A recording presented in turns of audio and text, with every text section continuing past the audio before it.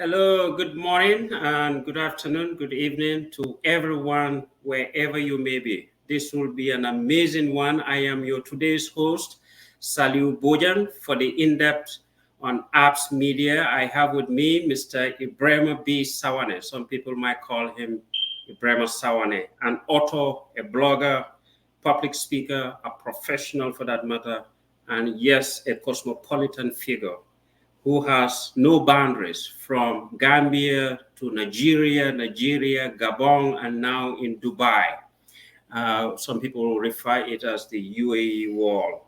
So, Mr. Ebrima, I must give you the privilege just to quickly, in a brief, introduce yourself in addition to what I just said.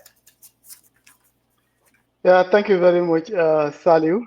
And like you clearly stated, good afternoon or good morning, good evening, wherever our audience or viewers are joining us. My name is Ebrima Sawaneh. I'm a Gambian accountant. As Saliu said, I also do write, publish materials time to time. So I'm honored to be here with you, Saliu. Thank you.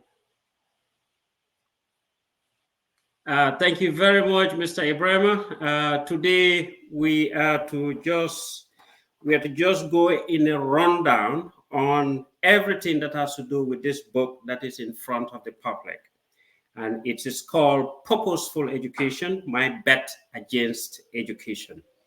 Just to compartmentalize this and bring it into a simple context for people to understand, because I believe you are someone who is a structuralist, in which case you brought in intellect and your methodological approach to just narrate your story, your life achievements, just for for it to inspire, not only to inspire, for people to understand how did you go about accomplishing all the way from your village that you come from all the way to Dubai, from where you were at what you call a donkey cart horse rider to now managing a $1.1 billion ports company. That's just an amazing achievement. Uh, to give to the public the structure of the book, there are 3 parts to the book, and there are 175 pages with 21 chapters. An average reader, it will take about 5 hours to read such a book. Not only 5 hours to read such a book, but it will take about 300 to 350 words per minute to be able to exhaust the entire book. But unfortunately, I wasn't with that time. It took me longer than that a little bit. But what a fascinating text you reveal to the Gambian public, not only to the Gambian public, but to the African public. So in that context, I will just want you to highlight me this. I will just take you through the 4W questions. What made you come up with this book? So thank you very much, Saliu. And I think that's a very relevant question in understanding, because it's not just writing a story, but to what inspired me, what moved me to write this book. Honestly speaking, the first readers of my book, or the target readers of my book, are my children. So like you clearly said, I come from a small village called Saruja, and growing through from Saruja to the city in Serakunda, then had my high school education there, studied, moved to Nigeria. And today my kids, they basically see me in what most people would call successful. I mean, I always don't like to use that word, because I believe as a community or as a society, we have to be successful together. And where the country or Africa is, I don't think any of us can call ourselves successful. But the kids will use it. And I thought, if I penned my journey on a paper, whether for my children or my grandchildren, they will be able to read something tomorrow to understand where I came from. Second, throughout my time, in the Gambia and even outside the Gambia, I do mentor many young people who approach me. Some of them they have not even approached me, but I know they followed my footsteps. And I want them to understand that just because you saw me sitting in Dubai or in Nigeria, life did not start from there. So I want young people to read the material to understand that no matter what challenge they may be facing in today, it can be different challenge. The person can also grow to become something. So that's the purpose of why I decided to go out of my comfort zone, because it's difficult to write your own story. You have to be vulnerable. You have to be willing to tell people the stories, the hardship, the challenges you went through. But each and every one of us in life goes through one challenge or the other, no matter how high you may be standing today. These are the two key reasons why I decided to write this book. And where was this, and when did you started putting it all together? Was it in the Gambia, Nigeria, Dubai, or Gabon? So the book story actually started from Nigeria. And you would have read in the book somewhere where I joined a group of funny people called Toastmasters. Toastmasters is a platform where you learn public speaking skills and leadership. So when I joined Toastmasters, there was one of these activities where I was tasked to inspire people, and they encouraged me to use my own story. And I thought about what is it that I can use to inspire people than sharing with my audience at the Toastmasters Club how I was able to educate myself after dropping out of school, at junior school, at the University of the Gambia. So when I wrote that speech, it was a 10-minute speech. That was my final speech on what they called then the competent communicator. Still remember that in Lagos at the Echo Hotel, I became the best speaker for that particular day. And somebody approached me and said, "This, you have a very good or inspirational story. You should think of writing a book." Although before this, I wrote another book called Past, before this other book. And there I said, what this person is saying is true. Then from that moment on, this was around 2019, I started writing the book. But as I traveled from Nigeria to Gabon, Gabon to Dubai, I got more inspired that the more I move with my children outside, the more I need to quickly let them understand what I went through. You know, telling our stories to our children is something sometimes we miss, but I think it's a generational thing, because the kids will not appreciate what they are in today if they don't understand where they were sort of prevented from. When for example, my daughter read the material, she understands today she's going to a school in a car since she was born. I went to school walking 7 kilometers every day. So she can appreciate whatever she is having.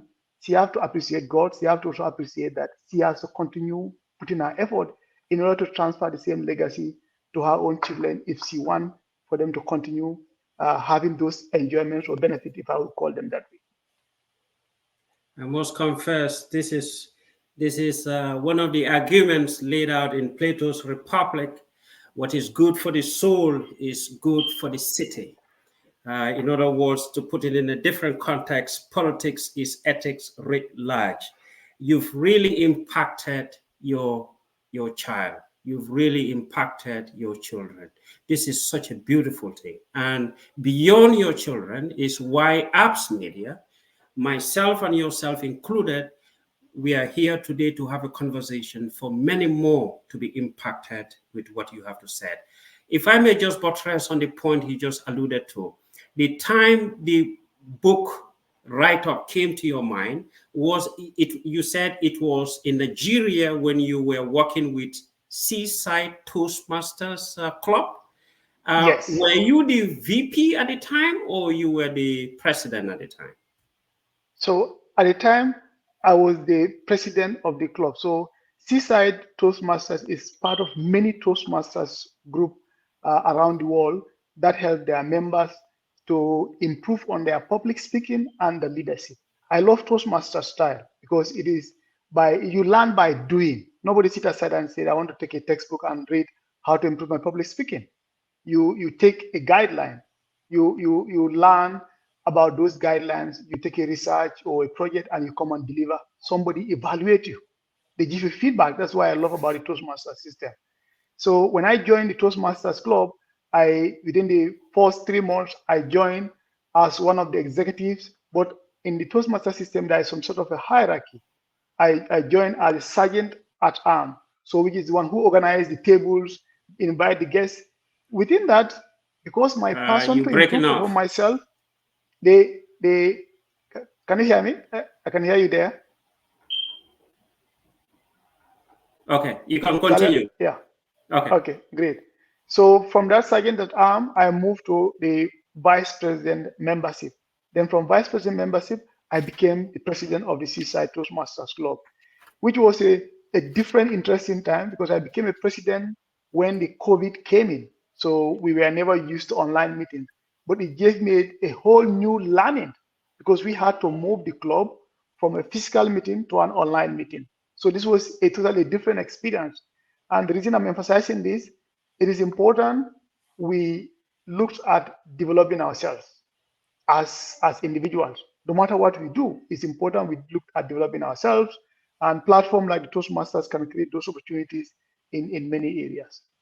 Oh, this is beautiful. So, in that respect, uh, would this be true to say you will love the younger generation to take advantage of clubs within the Gambia and outside of the Gambia, associations to join, and then hopefully be on the same track like you did before? Would that be correct to say? Yes, Salud, and this is very important. You know, there is this general saying that it usually takes technical skills for you to have a job. For example, if you study accounting and finance, it takes that accounting and finance skill for you to have that job.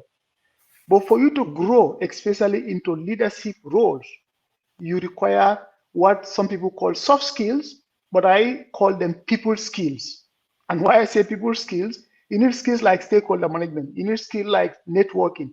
But one of the most important things I see missing from many leaders is the ability to speak either in the public or to communicate clearly.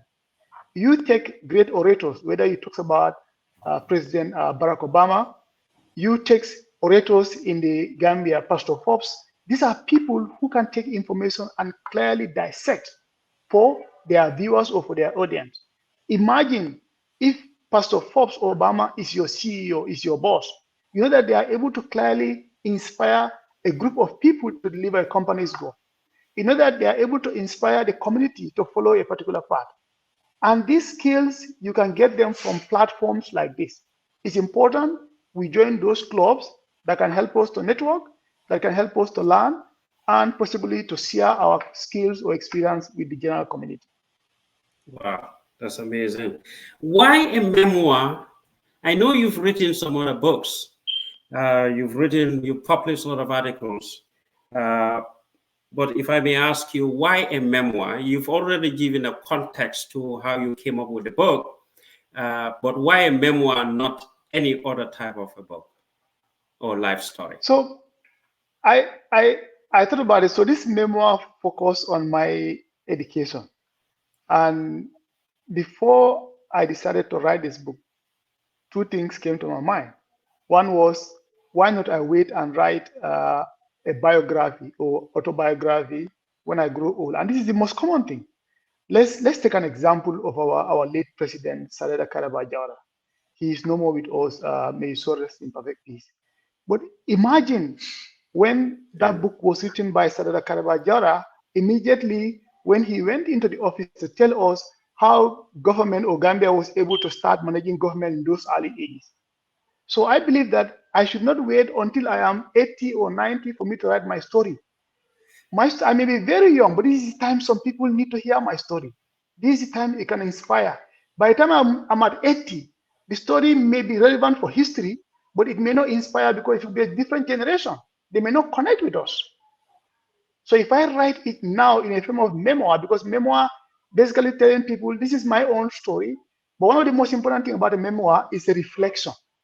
You reflect on, because to make a memoir very strong, you may see there are issues that you have passed through, but you reflect on both sides. What is the learning point that if somebody read it, they start seeing themselves, maybe this was happened to me, this is what I would have done. I had had some challenges. For example, I didn't blame somebody 100% and say, oh, these people are very difficult. I reflect. If you recall, there was a point about my teacher beating me in school, laid me in front of the whole class. I reflected on that. I could have said, you know what, let me hate the teacher up till now. But I reflect that that was the available means of punishment in the country. So at that point in time, the teacher was not necessarily wicked to me. The teacher was not necessarily wrong. That was what the country accepted. So this reflection can make someone to understand someone may have done something to you, but that maybe that was available. And it also enables you sometimes to forgive. People write memoir for different reasons, but it may forgive. It was something very bad. Today, I don't have anything grudge or anything sad or bad about any of those people who may have done something to me when I had those challenges. So memoir, again, in summary, is for me to be able to share my story now. And the people who are probably at my age who want to reach out to reflect together, it's easy for them to do it now than for me to wait when I'm in 80 or in 90 or when I'm not even normal. Wow. This is impressive, man. This is super impressive. This there is a Stoic maxim. Is a wise man is one who lives in accordance with nature. In other words, just to put it within the context you just gave, don't be afraid of to be beaten in classroom. Don't be afraid of poverty. Don't be afraid of any other thing that might come on your way to just live to how best you have to live in this world. Stop complaining.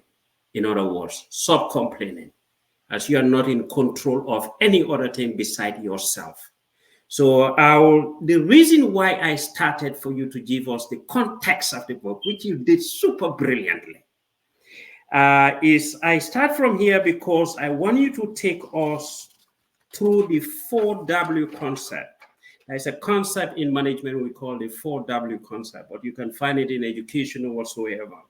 What I did was I looked at the book and I tried to partition it in the way I can perceive it and understand it in reality.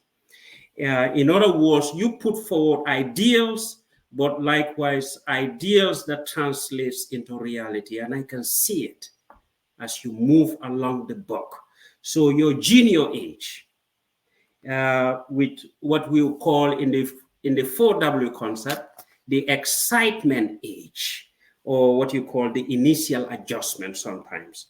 So how in the world, I have never heard of this, that a person in the Gambia self-enroll himself in school. Can you just give us a context to that? Yeah. How did this happen? Yeah. So I think, I mean, there are many stories. I like people telling their story. Today is my story, but when we check, there are so many young Gambians who probably send themselves to school. And in my own case, I was with my grandmother at that time. That's my grandmother, my maternal grandmother's sister. I was staying with her. As you know, in the Gambian culture, normally when a child reaches a certain age to stop weaning, at the weaning age, they send you to somebody else so that you will stop breastfeeding. So it was during my dad weaning, my mother gave me to my grandmother. So my grandmother then said, you know what, I cannot send you to school. You are a boy. I'll wait when I return you back to your parents, and I will bring my own namesake. You can start schooling with your parents. And for me, I felt lonely at home because in that compound, all the other children or boys were going to school. And it's something very funny because two things. When they all go to school, I'll be the only one at home where all the women's at the house will be sending them, go to the market, buy me maggi, buy me salt, buy me sugar, which is very tired. No child want to be sent out when you are having your own cool time. But more importantly, on Fridays, during those days, they come back home with pancake, a very nice, well-prepared fried pancake. They will come back home with that. Of course, I'm not going to school, I don't have pancake. So whether it is the time of being lonely at home that sent me to school or because of the Friday pancake and the food, I don't know. But there was the desire that I cannot be at home. I want to experience what is happening in the classroom. And when I started going to school, first day without any uniform, I just sneak out from my grandmother and join the other children. On the way, I almost thought they're going to send me back home. But I reached at the school, and luckily the class teacher never sent me home. In fact, encourages me that for me, it's okay, you can stay. And I love the school. Children from different villages. This was Birkamaba Primary School. Children from probably 7, 8 different villages coming to Birkamaba. And you find it very exciting. Everybody's in their uniform in an orderly form. So it was very, very lovely. Wow. Wow, I've never heard of that. That was a curious moment for me. I know you have obstacles of poverty, lack of records. You are a support worker at the time. And then I love the concepts that you're putting in here. So I will run you down through the concept. You can give us the details to that. And then that in addition to what you said, peers, friends, one of the reasons why, but it looks like you just ultimately loves learning. That pushes you to self-enroll. I only hope people who will be listening to this, they can translate to they are young, and yes, to people around their surrounding. You can do the same thing if Mr. Ebrima B. Sawaneh happens to do so.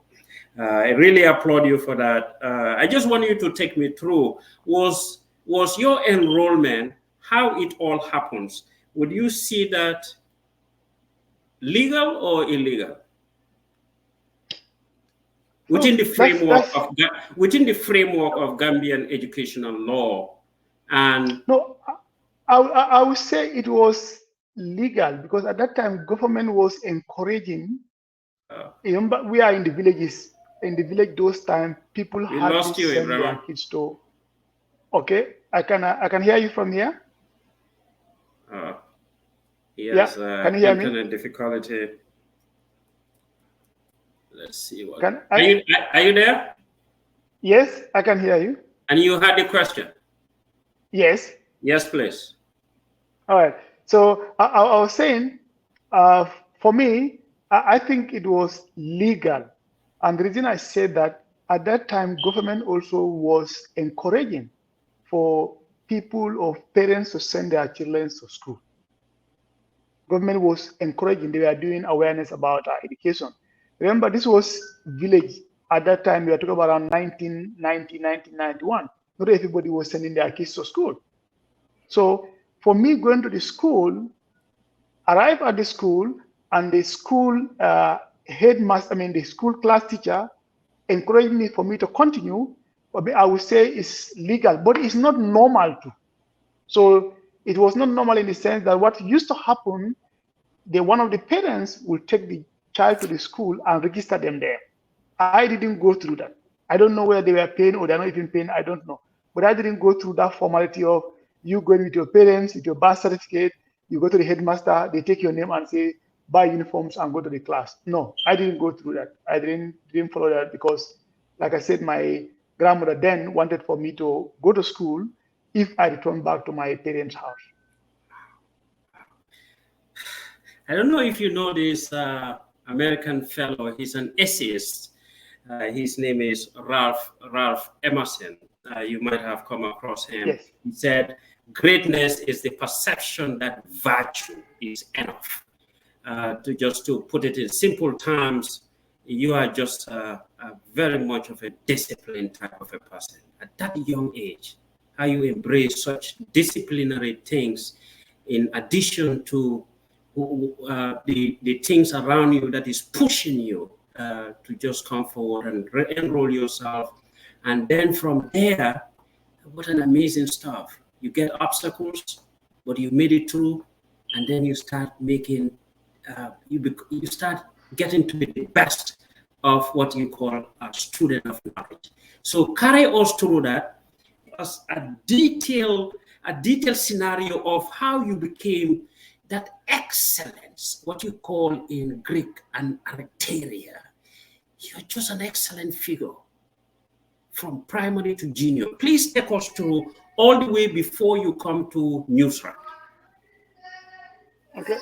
So junior school was very exciting because the school I went to, Brikama Junior Secondary School, was the first junior school within our that region in the Fladu West district. That was the first junior secondary school. And the school also was very new. And moving from primary school to junior school, you start learning new subjects. For instance, we in primary school, we don't learn about agriculture. But now in junior school, we start learning agriculture. And beyond that, it's also more diverse compared to primary school. Because it is the first junior school in our sub-region, we get people from different parts of Central River region, especially, all the way from Kudang, from Jarime, from Makati, so many other places. So we made a lot of new friends there as well. And first year was okay when I got the enrollment. I think it's the second year when I started having my challenges in the second year. Because when I was in the grade 8, my dad, who was then working in Sapu is one of the campus next to Saruja village, my dad was working as a security officer. And he had a problem with his eyes, and he had to go through surgery. And during that process, of course, he has no much enough money to even take care of the family, not talk of the surgery. And the school fees matters also came in. So I had to drop out of junior school. So that was the first major challenge I would say I had in my educational life, when it came at a point where it was a matter of pay the school fee or you have to leave. And even coming to that, before I dropped or I decided to drop out of junior secondary school, there was one moment where, or maybe several moments where the school headmaster or the school, one of the school administrators will come to the class, ask for those who have not paid for their fees, normally before the exams. Yeah. And I recall it was not only me, many of us will be running out of the class because we don't want our name to be called. Of course, at that age, young people, teenagers, you feel embarrassed when you are sitting in front of your colleagues and they say you should leave the class because you have not paid. It's a sign of poverty. Let's face it. So this was a challenge I had to pass through. At the end, you don't just care. Say, you know what, I'm going to school. I have to go to school. If I can't pay, I can't pay. But at the end of the day in the class, I'm doing very well. So because I was still studying very hard.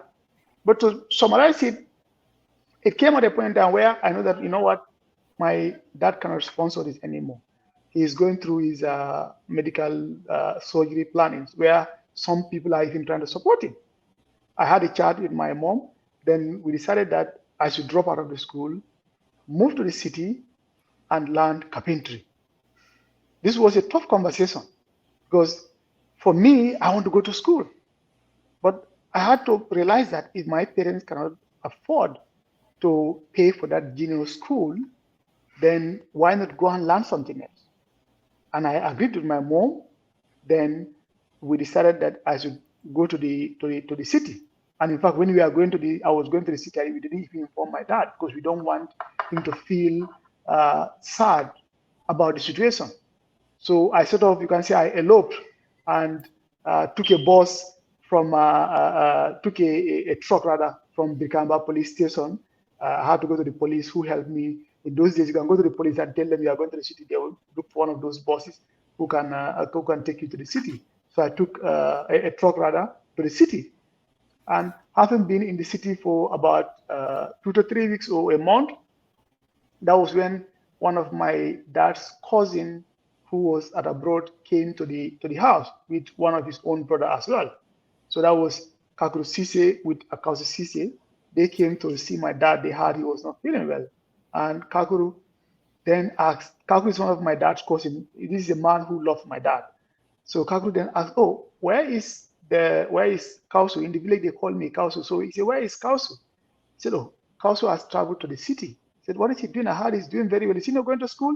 He said, no, I'm not feeling well. I cannot afford to send him to school. I think that's why he decided to go to the city he want to learn something there. So they asked, imagine how much was the school fee? This was about $150 per term. $150 per term. Today it looks smaller, even from where I sit. But in those days, it was like asking a family to move a mountain. It was like a gold under the ground to get the $150 because the priorities were different. So that was when council said, you know what, Paul, please send somebody to ask him to come back and go to school. So again, this is very important. We are all in a family. Even if we don't have a family, as a community, we have to support each other. Imagine that one decision council and the Kakuru have taken to send for me to come back to go to school. If they didn't do that, maybe I wouldn't have been here. But the fact that they said send him to come back, I returned back, I went to school. I had friends who gave me their notes, I copied, then I catch up. But it didn't stop there. So in life, you're going to keep on having challenges. Now, school fee matter is resolved because council promised, I'm going to pay your school fees. You just continue to be a good boy in school. We went to grade 9, which is the final year. In grade 9, normally, most people choose arts and craft. Arts and craft is believed to be easier. It's a practical course. It's believed to be easier. And of course, it also carries some pride. You make some tie and dye or batik, some kind of arts material, you take it home. For me, I choose woodwork. Remember, when I went to the city, I was thinking either to study, be a carpenter or to be a mechanic. So at that time, I was thinking of plan B because I was still saying, imagine I've gone through grade 9 and there is no one to help me to go to grade 10. And I had grade 10 is even more expensive than grade 9. So that was why I took woodwork. That's one reason. The second reason is I do not want my parents to ask about where am I going to get the art materials. Because in those days, when you study arts and craft, the parents bring the money in order to sponsor the child's arts practical material. But if you study woodwork in those days in our school, the government gives you the materials. But at the end, the materials belongs to government. The finished craft for that woodwork belongs to government. Arts and craft belongs to you. So I picked woodwork as one of my subjects. I didn't study arts and craft. That also had its own challenges because when people finish, practicals are over, everybody went home with their arts and craft materials, with their nice tie and dye works. You can see it's very beautiful. They spread them around. Of course, some people ask you, where is your own? I said, I don't have it. I studied woodwork. Of course, for some people, they understand why I wouldn't have taken that. Each of these, they were pressures. They put me under pressure. Again, imagine as a young teenager, as a young boy, when those things happen to you, the fear of missing out, the approval of your age mates, all of these things put you under pressure. But I thank God with the help of God and the advice of my parents, I was able to manage those pressures. Because my father always would tell me that you not look at what you do not have. You will not appreciate God. If you want to appreciate God, you don't look at what you do not have. I cannot say, okay, I don't have this, or I should not appreciate God. You should look at what you have. And I always say, all of us have different problems. For me, I may not have money, but I had a great family. I have my siblings. I have my both parents with me. Some people don't have parents. Some people haven't seen their parents. So this other benefit which God gave me inspired me to look at the positive side of life. Now, another difficult thing we had in senior school, which has nothing to do with parents or social background, was the April 10 and 11, which the entire Gambian schools had witnessed. So I was in grade 9 that year, and we were actually the school counselors or senior prefect, as some schools may call it. So when this April 10 and 11 happened, it was so close. Remember, it was April. Schools normally sit exams in grade 9, May, and June. Most of it, large chunk of it in May. So this April 10 and 11 had also put us under lots of pressure during that final year in high school. I mean, I've never got so close to, if I would call it, death or worrying than that particular day. where you've seen bullets cutting leaves on top of your head. So it was very scary, and I believe it has impacted myself and many young people that very year in grade 9. Of course, some of our friends were shot who later were impacted with the way they are work. You can call it disabled if you put it that way. But it was a very challenging year in grade 9 for the year we finished our grade 9 in Brikama Junior Secondary School. Oh, very well summed up. Very well summed up. This is just incredible. This is just incredible. It's, what amazes me is when you have to walk by yourself all the way from Saluja to Brikamaba. You have to walk by yourself. What time of the day was that? Was it during the daytime or nighttime? No, this was early morning. So if when you are eloping, you have to always do it in a in a secret form, because I didn't want anybody to know. I And was how kind long? of running away. And how So long this was the was walk? between Saruja and Brikama is about 5 to 6 kilometers. About 5 to 6 kilometers. So this was around 5 a.m. I just had to wait as soon as we had our Fajr prayer. I had packed my bags and left very early in the morning. I was very young, so I was afraid when I was going. But sometimes you just have to, as we've been told, as men, you just have to carry certain journeys in your life. And I think this applies to both men and male and female. When certain things happens in life, you just have to forget about death, because the fear many times we have in life, the fear is about death. So, but that early in the morning, I just have to pray little prayers I know, put them on my head, just started moving very fast. Walked early in the morning between Birikamba to Saruja with all the fears in my mind. Then they say, oh, there's evil spirit on this small hill here. This tree is not good. There is evil spirit there. It was very early in the morning, and thank God I reached Birikamba that morning, and I was able to get a truck that took me. And I recall when I was passing through my high school, because my junior school, the school was on the right. As we are passing, it was very emotional, seeing that this is the school I want to be going to. I'm seeing other kids are going to school, and I'm leaving that school. I have to go and learn carpentry. But it was a bit emotional at that point in time, because you are leaving your friends, going to the city to go and do something that is not your first choice. So it was really tough. Yeah, self-enroll with a lot of challenges, made it through primary all the way to junior, and at the junior top best student. Could you believe that, to make it through senior secondary school? I just love your summaries, because it's 175 pages. It's hard to do all of this in 1 hour, but we will strive. You have an organized soul, I must confess. That brings me, I just love how you close the entire part. You said, it was a gift that I never took for granted. I knew I had to seize the chance and make the most of it. The knowledge and skills I gained became my key to unlocking a brighter future. For this, I will always be grateful. What an unbelievable human being you are. You're just making me cry as I am reading this text. No, seriously, you have an organized soul which pursues rationally the end which are good. In other words, you just make sure that nothing is spared in doing the right thing. I'm being philosophical here because your text is rich with a lot of underpinnings. Anywhere, any phrase, any sentence has something to do with more than what you are even explaining. I think Africa should be grateful to an author like yourself. So we'll move on to part 2. Thank you very much.